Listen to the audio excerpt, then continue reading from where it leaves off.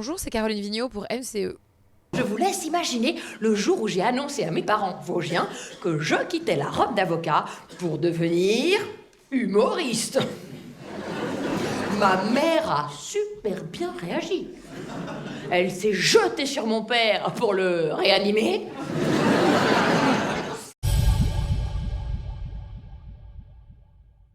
Parce qu'on se rend compte qu'on n'a qu'une seule vie et que quand on n'a qu'une seule vie, il faut en profiter et se dire, avant de mourir, qu'est-ce que j'aurais fait de ma vie? Et voilà, je me suis dit, tiens, si j'en faisais plusieurs. J'avais une vie d'avocate et à un moment donné, j'avais une vie d'autre chose. Et pourquoi pas un jour une troisième vie?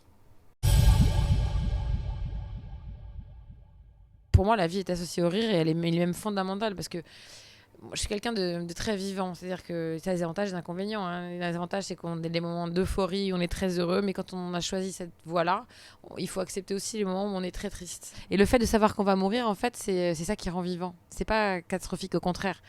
Quand on l'affronte, quand on l'accepte, ça donne envie de profiter de chaque instant. Premier obstacle quand on change de vie, c'est soi-même, c'est la peur. Il faut déjà accepter la peur et la dompter et se lancer. C'est comme sauter un peu sans parachute. Et puis il se trouve que moi je connaissais absolument personne dans ce domaine, dans cet univers. Donc je me suis lancée un peu n'importe comment. Donc les obstacles, c'est commencer son spectacle dans des petites salles et qui personne. En fait, j'avais donc monté ma boîte de prod pour pouvoir louer un théâtre, le théâtre. C'est relatif, une petite salle, on va dire, il y avait 40 places. Et donc, les gens qui appelaient pour me faire venir dans le théâtre ou pour avoir des renseignements ou même pour savoir des choses sur Caroline Vigneault, comme j'avais pas de boîte de prod parce que c'était moi, et que j'avais pas d'acheter de presse, ça coûte de l'argent et que je n'en avais pas, je prenais un accent et au téléphone. Parce qu'en fait, j'avais donné mon numéro de fixe chez moi. Donc, ça faisait numéro de société, tu vois.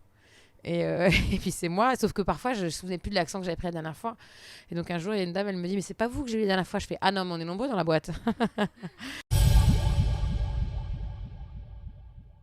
Oui, Albert Dupontel. Je suis vraiment fan de ce monsieur. Albert, si tu m'entends, sache que je suis fan de toi. Voilà, de ton travail et de ton rire et de ton écriture. Et voilà. Un jour, au tout début, j'ai eu un trou un soir. Donc le lendemain, je sais pas pourquoi, j'ai embrassé le texte, je me lâche pas. Et il se trouve que le lendemain, j'ai pas eu de trou. Donc du coup, la fois d'après, je dis je vais refaire pareil. Et c'est comme ça que je me suis créé ce petit rituel à la con. Et je me suis dit, c'est fou, la force de l'esprit, c'est qu'on s'auto-crée nos propres problèmes, tu vois. N'importe quoi. L'écriture de mon prochain spectacle, et c'est très angoissant parce que celui-là, c'est un peu mon bébé. Donc, et c'est pas comme c'est pas comme quand tu fais des enfants, parce que tu gardes les deux. En général, c'est rare que quand tu as un deuxième enfant, tu lâches le premier. Alors que là, il va falloir que j'abandonne celui-ci. Et comme on a grandi ensemble, ça va me faire quelque chose.